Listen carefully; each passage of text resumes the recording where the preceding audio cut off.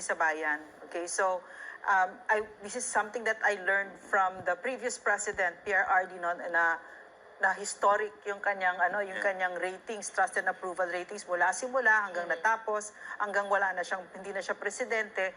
Ang laki ng tiwala, no? Pinagkakatiwalaan siya the whole time that he sat in office. But you know what, every time we would give him the survey, he will just look at it and smile and he's okay, and then let's go to work. Ganun siya.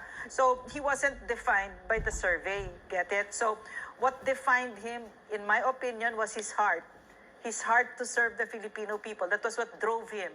This is what woke him up every day. Kailangan magsilbi sa tao. And in fact, no, parang one of the, if not the number one thing that we kept on saying to each other is, trabaho lang tayo. No, we would say, ganito yung nangyari, no, ganyan, ganito yung sinabi, ganun yung pinakabalik, trabaho lang tayo. Kasi, yun yung pinakapunto ko dito.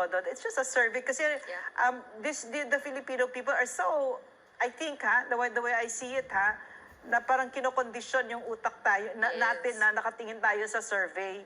Hindi tayo dapat ganun. Dapat nakatingin tayo, ikaw ba nagsisilbi sa amin?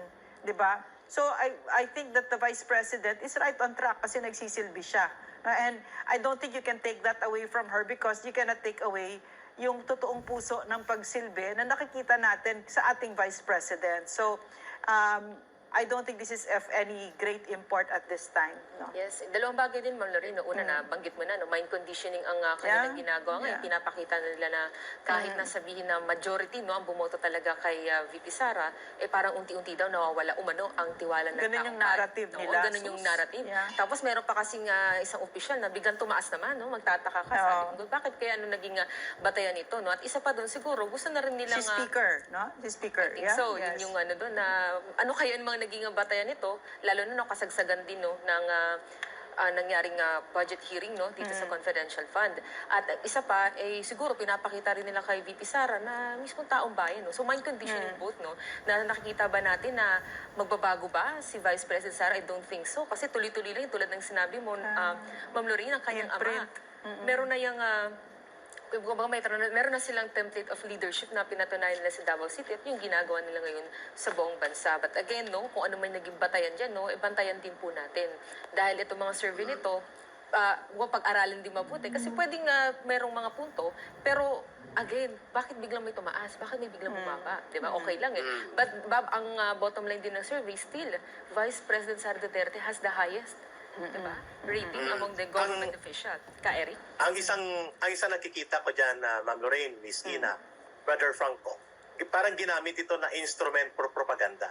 Ang recent survey na lumabas, sapagkat ang unang nagsagawa ng pagbubunyi sa pagbagsak ng rating ni Vice President Sara Duterte, although magkasabay silang bumaba ng rating ni Presidente Marcos Jr., siya lang ang in-highlight ng mga media na alam natin konektado kay Speaker Martin Romualdez. At kasabay ng ganyang pag-highlight na 2 digits ang ibinaba ng kanyang trust and approval rating, ay ang pagbubunyi naman ng mga media na tumaas ang rating ni Martin Romualdez. Ibig sabihin, the correlation of pattern of the instrument of propaganda by using this Okta Research Survey is very imminent. And pangalawa, maliban sa propaganda ito para lamang ipagpapatuloy ang mind conditioning and public perception against kay Sara Duterte, which they started to attack during the budget deliberation, ay nakita din natin na nagbunyi ang mga kaalyado sa Kongreso na nagmaniobra sa ganitong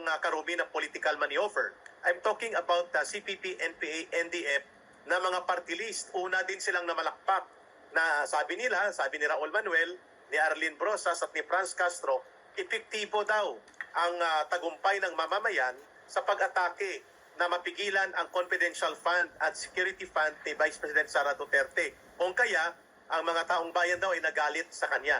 No, that is not true. Ibig sabihin, ito po ay calculated, ito po ay isang survey instrument na ang layunin ay propaganda. At ang makikita natin na pattern na nagbibenepisyo dito ay ang mga kalaban ng Estado sapagkat nagkakaroon ng pagbabangayan, paghahatian ang mga nangungunang opisyal ng ating bayan, which should be the reminder now to Speaker Martin Romualdez and his group in Congress. Pwede ba itigil na muna natin yan? Alam na namin kung sino nag-komisyon ng survey na ito. obvious naman kung ano ang naging pattern, kung paano siya ginamit for media mileage, Yeah. for propaganda and attack. And number two, napanawagan natin, pwede ba magtrabaho muna tayo at pwede ba magkaisa tayo, isang tabi ang personal political ambition at sundan natin ang panawagan ng pagkakaisa sapagkat ang mamamayan ay pagod at natatamad na, nababagot sa uri ng pamumulitika na napakarumi. And I think ang winner dito, even ang survey ay iba, ang nakikita ng mamamayan in the truest sense ng kanilang observation, Ma'am Lorraine, Miss Ina and Brother Franco, si Inday Sara Duterte na nanatili na nakapokus sa kanyang gawain bilang isa sa pinakamataas na opisyal ng gobyerno at hindi niya pinapatulan ang maruming laro ng politikang ito. That makes her a more on the level na mas mataas ang respeto ng mamamayan sa kanya, Ma'am Lorraine, Miss Ina and Brother Franco. Ano, I also want to say, no, na I cannot recall right now kung ano yung quote na yon, but I deeply believe it eh. The ones that are most qualified for the job are the ones who don't want it. Yeah. Why? Because Correct. they know the responsibility that comes with it. No? They know that they are supposed to serve and the burden of leadership. And the Vice President has already proven that. Siya tumalikod sa halos sigurado, no, na presidency. She turned her back on that, no. So and then on the other hand, no, this naked ambition is just kind of obscene at this point. Magsilbi muna kayo, magsilbi kayo. Correct. No? On top of that, Tama yun. Yeah. Miss Ina, idagdag ko lang no, ng briefly, ang nakikita ng taong bayan, yung mga ganit sa politika Yeah. at nagmamadaling kumontrol ng kapangyarihan, ang kasaysayan natin ay malinaw, itinatakwil ng mamayan yan. At ibig sabihin, yung totoong naglilingkod na tahimik, Yeah. pero epektibo at may mga nagawa, proven by experience, mas yun ang tinatangkilik ng mamamayan. I agree to that point ni Ma'am Lorraine. Wag po natin sanang masyadong ipakita yung ating pagiging napaka-interesado na magkakamkam ng kapangyarihan at this very early stage of our governance under the new government. Magtulungan tayo. Yun ang gusto ng mamamayang Pilipino. Oo, at ka Eric, Ma'am Lorraine Franco, merong obserbasyon na ang ating isang kababayan dito, no, si Tito, ang kanyang name. Sabi niya, usually, ang Pangulo ang nagiging sentro ng mga balita, paninira, pero bakit ngayon parang nakafocus daw kay Vice President Sara Duterte? Unprecedented. Usually, pag Vice President, Correct. invisible yan. Yeah. Eh, no? So, I think it says a lot. It says a lot about the enemies of the state, no, na talagang they Agree. really don't want her, and it is for me an indication of the kind of leadership and the caliber of the Vice President na siya yung pinag-iinitan, no, because she's a very Tama. strong leader, she's a real public servant, no, so yan yung, I think it threatens the ones who are really Yes. in there for a very naked power grab, no. Isa nga sa nakakabahala dito, Ma'am Lorraine, kay Eric Miss Inay, gaya nga ng sabi ng ating former president, yung wala nang umuupos sa ating Yeah. Pangulo. Yeah. Diyan na tayo maging aware. Yeah, Kasi nakakatakot bakit yung wala katahimikan, nang ganun no? nangyayari? Eh, hindi normal yun eh. Yeah. Ano kaya ang nangyayari? Though, syempre, we fully support our president, pero naman, di ba, alam naman natin kung ano yung mga bagay na dapat nating gawin. Yeah. At isa sa mga bagay din na gustong bigyan din dito, ma'am, is kung dati-rati ay kaya nilang itanim at magmanipula sa ating mga kababayan, especially through mainstream media, dahil wala pa talagang naninindigan nun before, ma'am eh. They can really give you all the views they want to give you. They can give you all the information they want to give you, and right away you will adapt it. Ganun kadali sa kanila eh. Yeah. Kasi ganun kagamit nila ang mainstream media. Kaya, for example, we always go back to the Marcoses, to all those kind of belief and everything, even the Jabida massacre, on how they implanted all of those belief that all those the Moro were killed, 'di ba? Pero yung pala wala palang katotohanan yan. Ganyan katindi yung impormasyon kung hindi po tayo magiging handa at wala tayong bala para salagin itong mga binibigay nila. Kaya ka Eric, Ma'am Lorraine and Miss Ina, yung role talaga ng mga media ay napaka-importante. Pero nagpapasalamat din ako dahil unti-unti na natin nakikita na hindi nila malililang na eh. Like for example, even sa mga barangay lang, di ba? Hindi na nila naloloko pa. Even the barangay captains, marunong na sila tumalima at malaman kung ano ang dapat nilang sundin at yung tamang pananaw sa tulong talaga ng mainstream media. Ano tingin ko dito, no? Yung mga nagmamaniobra ng ganyan, no? Yung may deceit, may panloloko, hindi nila nababasa yung times ng maayos. Kasi this is the age of information now, no?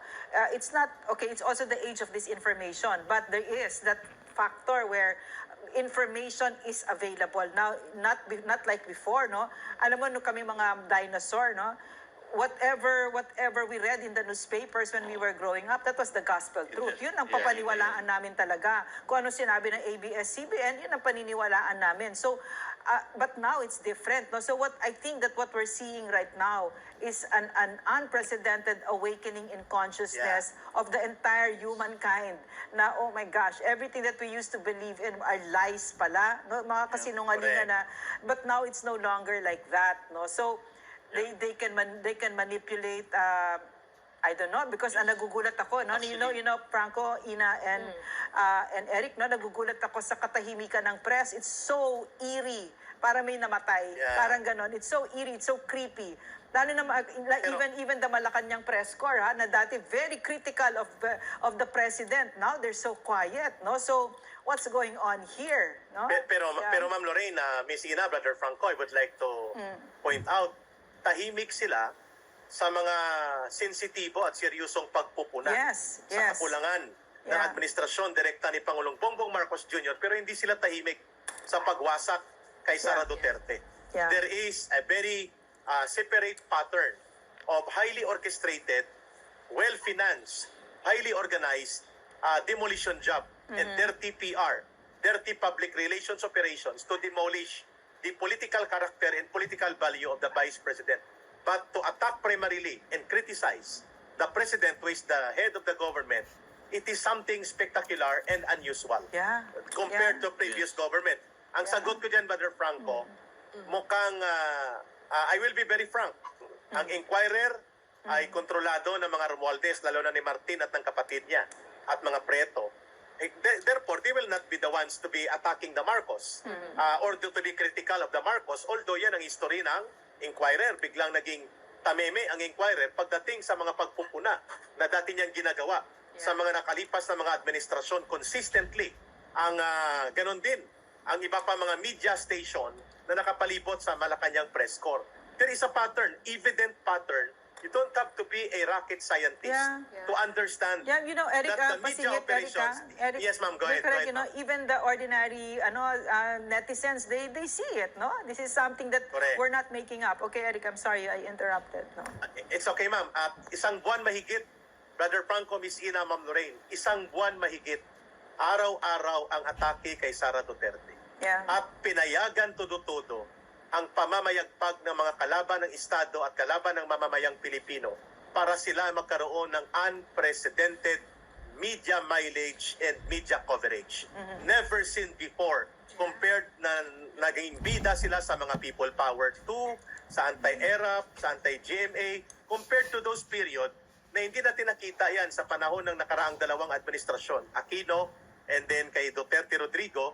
Pero dito, this time, we expect na ang kanilang babatikusin at pupuruhan ay si Pangulong Bongbong Marcos Jr., which is the traditional orientation of the CPP, NPA, NDF. Pero bakit hindi?